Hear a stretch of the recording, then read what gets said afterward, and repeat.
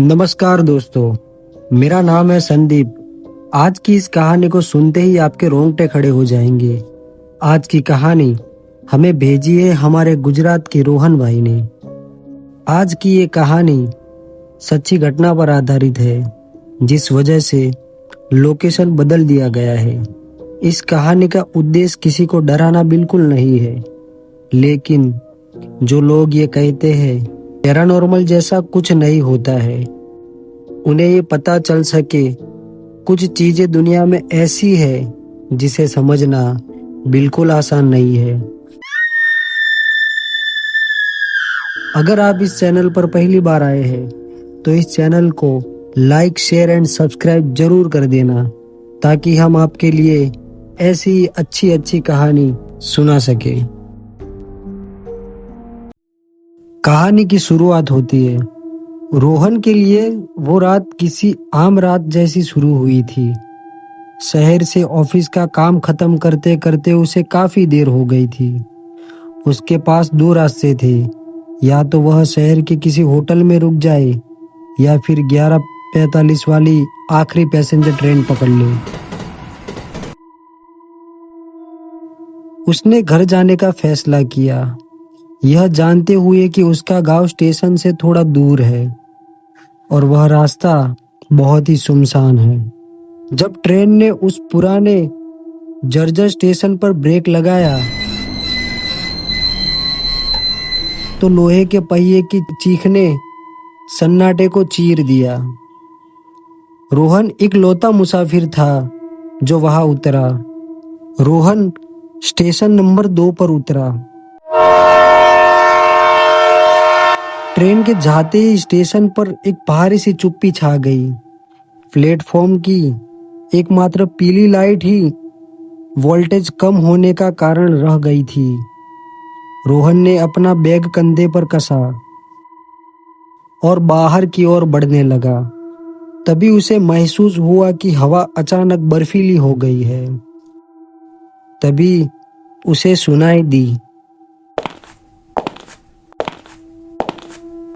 मानो पत्थर पर किसी के चलने की आवाज।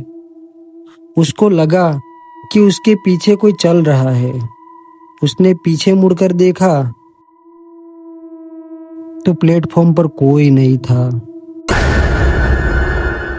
प्लेटफॉर्म के धुंधले कोने में, जहां अंधेरा सबसे गहरा था, वहां उसे एक साया खड़ा हुआ दिखा।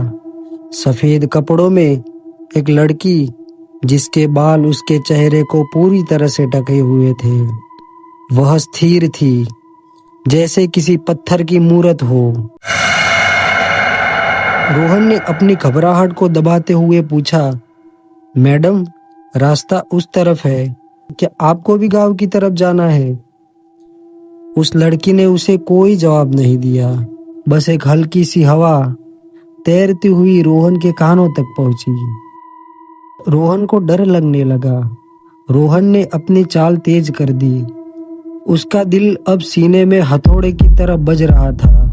वह स्टेशन के मुख्य निकास द्वार की सीढ़ियां चढ़ने लगा, लेकिन हर सीढ़ी के साथ पीछे से आने वाली पैरों की आवाज और तेज और करीब आ रही थी।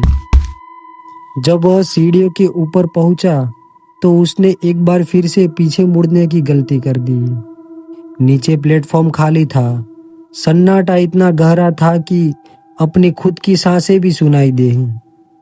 शायद मेरा वहम होगा, रोहन ने कहा। उसने खुद को तसल्ली दी और वो चलने लगा। जैसे तैसे वो मुख्य द्वार की तरफ जाने लगा, लेकिन चलते चलते जैसे उसने बाहर सड़क की तरफ देखा तो उसके रोंगटे खड़े हो गई।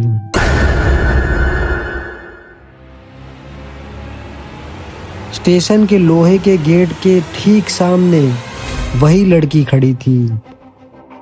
इस बार वह रोहन के सामने 10 कदम की दूरी पर थी। चांद की हल्की सी रोशनी में रोहन ने देखा कि उसके पैर जमीन को नहीं छू रहे थे। वह जमीन से लगभग 6 इंच ऊपर हवा में तैर रही थी। उसके सफेद कपड़े बिना किसी हवा के कपड़े फड़फड़ा रहे थे। अचानक उस लड़की ने अपना सिर धीरे धीरे ऊपर उठाया। बालों के पीछे से उसकी दो सफेद पथराई हुई आंखें सीधी रोहन को देख रही थी। वह अपना हाथ रोहन की तरफ बढ़ाने लगी। रोहन की चीख गले में फंस गई और वह जान बचाकर भागने लगा। रोहन भागते भागते अपने गांव तक पहुंच गया और गांव के मंदिर में जाकर बेहोश हो गया। अगली सुबह रोहन को होश आया। पसीने से तरबदर रोहन वापस स्टेशन पर पहुंचा। वह अपनी कुछ हिम्मत बटोरकर स्टेशन मास्टर के केबिन में गया। स्टेशन मास्टर एक बुढ़ा व्यक्ति था जो बरसों से वहीं पर तैनात था। रोहन के उतरे हुए चेहरे को देखकर वो सब समझ गया था। उसने चाय का प्याला रोहन की ओर बढ़ाया और धीमी आवाज में कहा, तुमने उसे देखा है ना, सफेद कपड़ों वाली को? ठीक 10 साल पहले इसी तारीख को एक लड़की अपनी शादी के जोड़े में यहाँ आई थी। उसका होने वाला पति इसी आखिरी ट्रेन से आने वाला था, लेकिन ट्रेन का एक्सीडेंट हो गया और वह नहीं लौटा। सदमे में उसी प्लेटफॉर्म पर उस लड़की ने कूदकर अपनी जान दे दी। तब से वह हर रात 11:45 की ट्रेन के बाद यहाँ आने वाले हर मुसाफिर में अपने हमसफर को ढूंढती रहती है। रोहन ये सब सुनकर बहुत ही घबरा गया और फिर वो उधर से चला गया। रोहन उस दिन के बाद कभी रात के वक्त उस स्टेशन की ओर रुक कर भी नहीं गया।